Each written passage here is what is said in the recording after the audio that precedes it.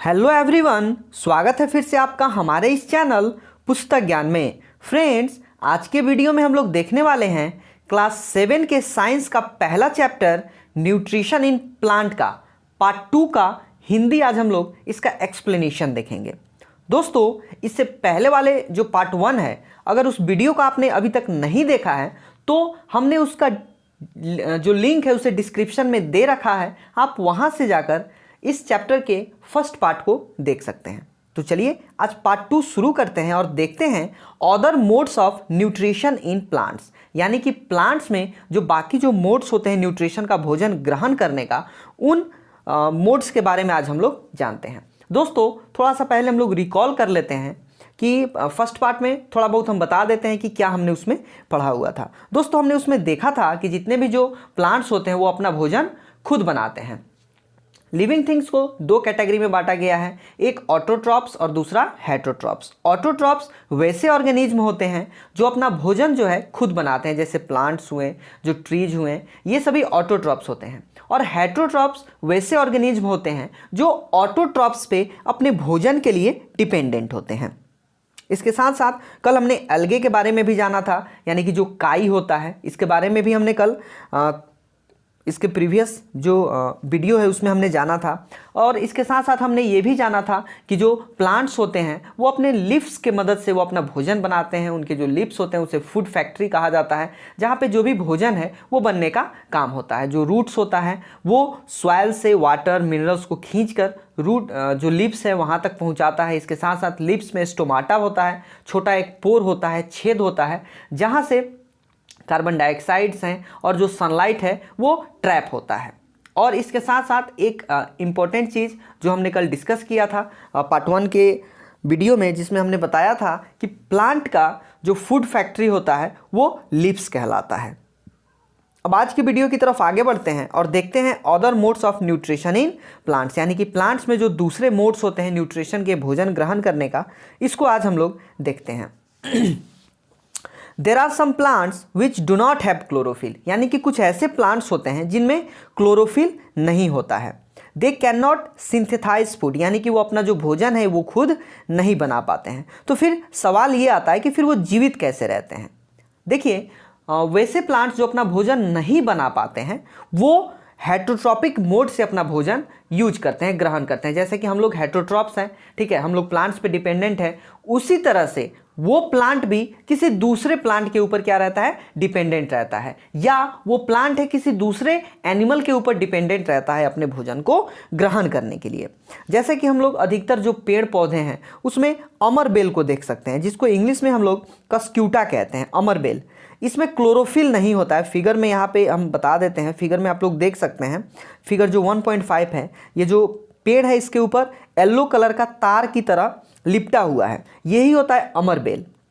चूँकि ये yellow colour का होता है, ये ग्रीन नहीं होता है, इसमें क्लोरोफिल नहीं पाया जाता है, जिसके कारण ये अपना भोजन नहीं बनाता है। तो ये क्या करता है कि ये जो पहले से जो प्लांट्स हैं उसके ऊपर अपना घर बना लेता है, और वो जो प्लांट है जो अपना भोजन बनाता है उसी से ये अपना काम चला लेता है।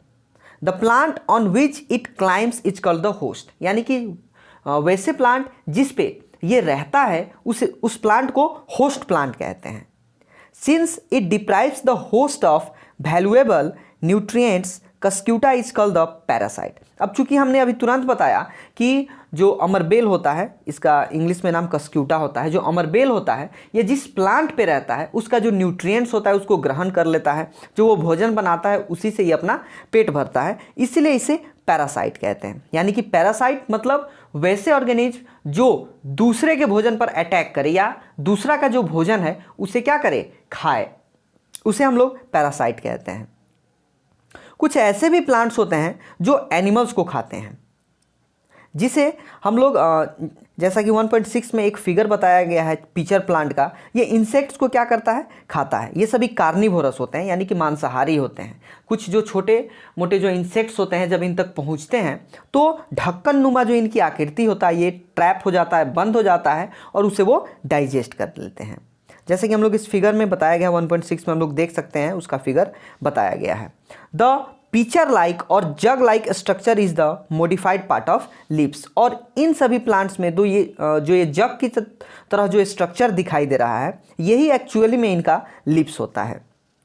The apex of the leaf form a lid which can open and close to the mouth of the pitcher. और जो ऊपरी हिस्सा है वो लीड होता है, ठीक है। जब इंसेक्ट उसके अंदर चला जाता है तो ये लीड गिर जाता है, बंद हो जाता है, और इंसेक्ट जब उसमें पच जाता है, उसको डाइजेस्ट कर लेता है प्लांट, तो ये लीड फिर से खुल जाता है।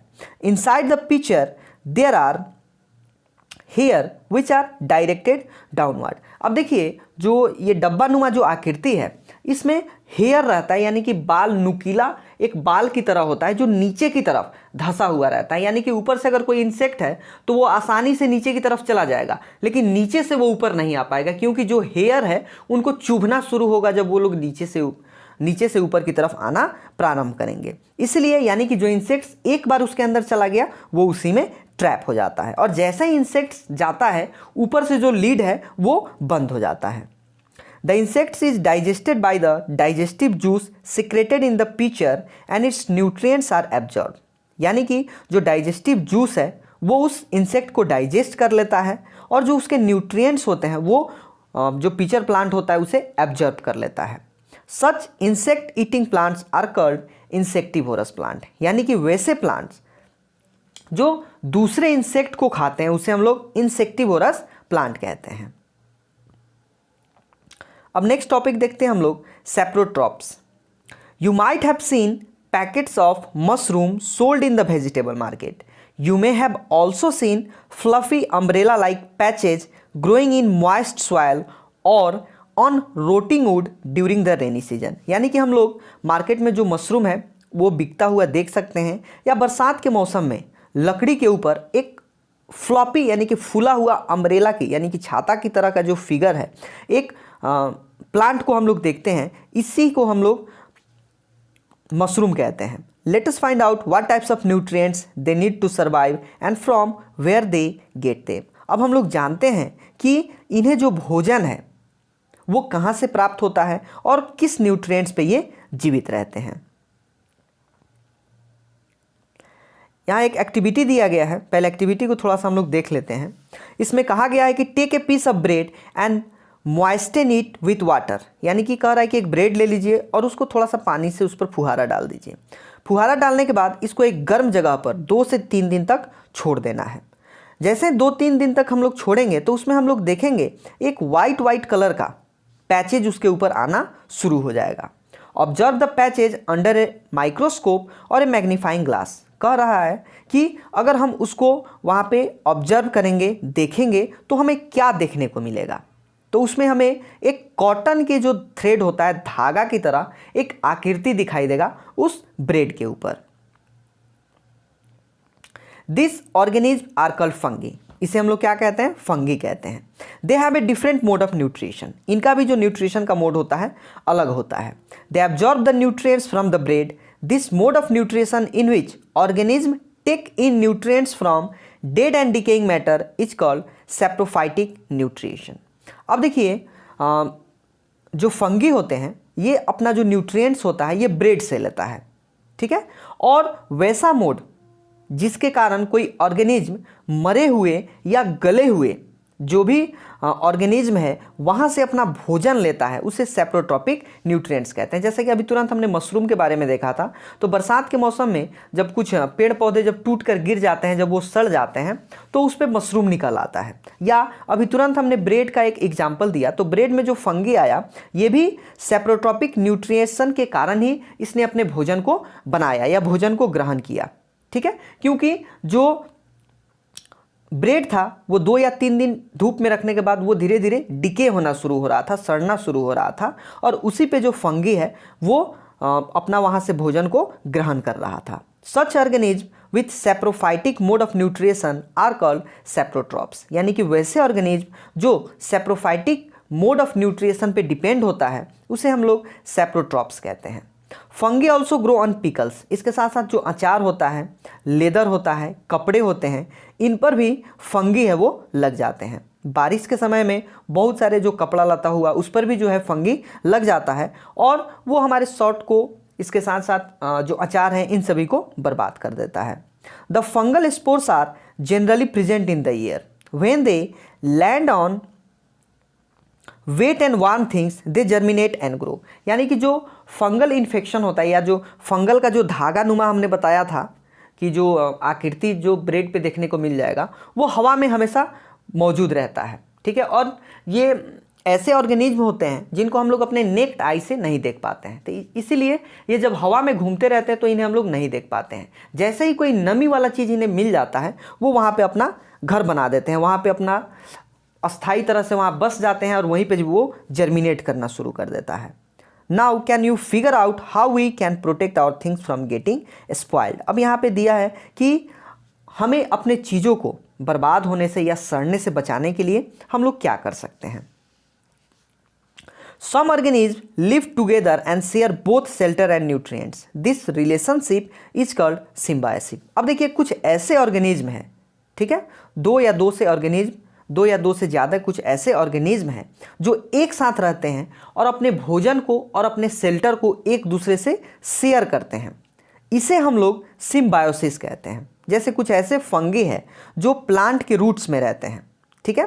The plants provide nutrients to the fungus and in return the fungus provide water and certain nutrients. यानी कि ये दोनों आपस में मिलकर रहते हैं। कहने का तात्पर्य ये है कि जो प्लांट है वो जो फंगस उसके रूट में रहता है उसको न्यूट्रिएंट देता है और उसके बदले में जो फंगस है उसे वाटर और कुछ जरूरी न्यूट्रिएंट्स देता है जो प्लांट को आवश्यक है। In organism called lichens a chlorophyll containing partner which is an algae and a fungus live together। जो लीचेंस होते हैं उसमें क्लोरोफिल कंटेनिंग जो पार्टनर होते हैं एल्गे और जो फंगस होते हैं ये एक साथ रहते हैं।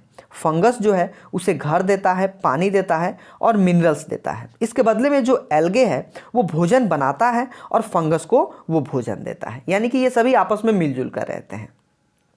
अगला टॉपिक है how nutrients are replaced in the soil. यानी कि जो न्यूट्रिएंट्स है ये वापस फिर से सॉइल में कैसे रिप्लेसमेंट होते रहता है।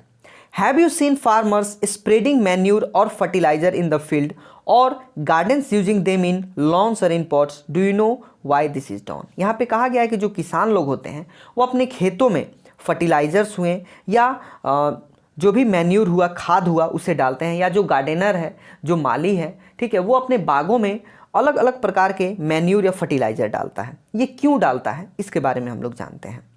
You learn that plant absorb minerals and nutrients from the soil. हमने अभी तुरंत पढ़ा कि जो प्लांट्स होते हैं वो मिनरल्स और न्यूट्रिएंट को सॉइल से एब्जॉर्ब करता है। So their amount in the soil keep on declining, जिसके कारण क्या होता है कि उस मिट्टी का जो न्यूट्रिएंट्स हैं वो धीरे धीरे क्या होना शुरू होता है, खत्म होना शुरू होता है। उसका जो मात्रा है वो धीरे धीरे कम होना शुरू होता है।